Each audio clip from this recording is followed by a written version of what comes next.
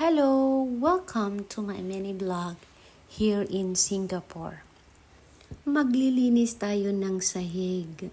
Overtime. Walang pay. Kasi nga, parating na ang ating mga employer galing sa USA. Baka masitak tayo na wala kami dito, bakit hindi ka naglinis? So far, ginawa ko to kagabi. Pagkatapos kong mag-car wash, ito naman yung aking hinarap. Lilinisan natin yung sahig para pagdating nila, ang sipag ng aking katulong. Salamat po. Sana ma-appreciate kasi minsan hindi sila marunong mag-appreciate. Marunong lang silang mag-complaints pero hindi sila marunong mag-appreciate. Ganun talaga sila, may pagka-rude. Lalo na yung lalaki. Sobra yun. Grabe yun. Sasabihan ka pa niya na, stupid woman.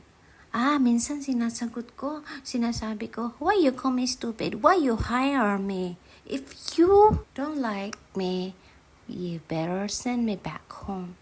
That was last time. Sinagot ko siya ng ganun, kaya nagalit na sa akin. Pero, pagkatapos niyang magalit, sinuyo na naman din niya ako.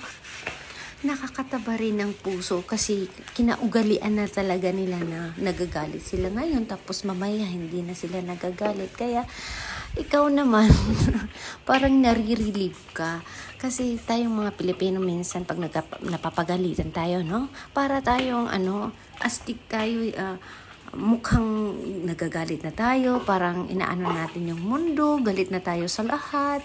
Tapos kailangan pa nilang mag-sorry, kailangan ganun talaga, maraming itchos. Pero ito sila, pag sinuyo ka na nila, niyaya ka na nila, parang nare-relieve ka na. Kasi hindi sila nagagalit parang iba yung nangyari ngayon at iba ang mangyayari mamaya. Yun. Hindi kagaya sa atin, parang nagiginti pa yung ating kalooban, yung ating isipan. At yun guys, kaya nagwa-war zone. Kaya talaga tayong mga Pilipino nagkakaroon ng sparkling diamonds.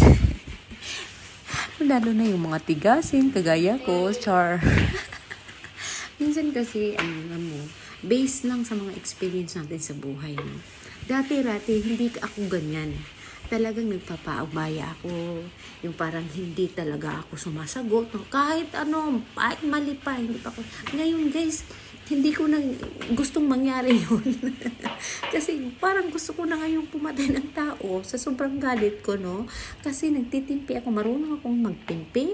Pag nauubos na o napupuna yung balde, ewan ko lang kung ano ang magagawa ko. Yun ang ginto ko sa buhay. Kahit tayo nahihirapan, napapagod, go pa rin tayo, wag tayo mawawala ng pag-asa. That's life. Guys, kaya ito lang ang binabuhos ko dito banda. At nilalagyan ko ng magic na. Kasi dito banda na yung tennis. Sa mga gilid-gilid yung mga puting. Tapos, para mabilisan, gagawin natin itong cloth naman. Pupunasan natin siya. Ayan. Ayan lang. Yan na nga guys, patapos na tayo kasi pinupunasan na natin yung ating brinasan. Thank you for watching guys.